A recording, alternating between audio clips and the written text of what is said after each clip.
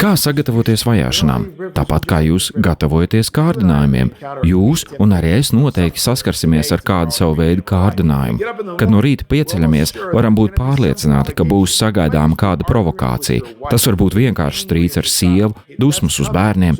Jautājums ir, kā mums to apsteigt un neiekrist kaislība bedrē.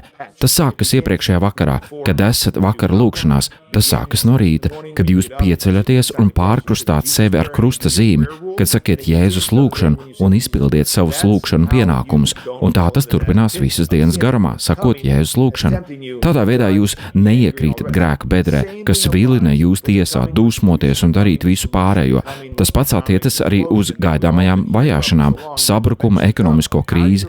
Kā jūs tam sagatavojaties garīgi? Jums ir jāgatavojas tam katru dienu un tieši tagad, ejot dziļāk, lai savu ieradumu ziņā un savu domu procesu ziņā jūs būtu Kristu.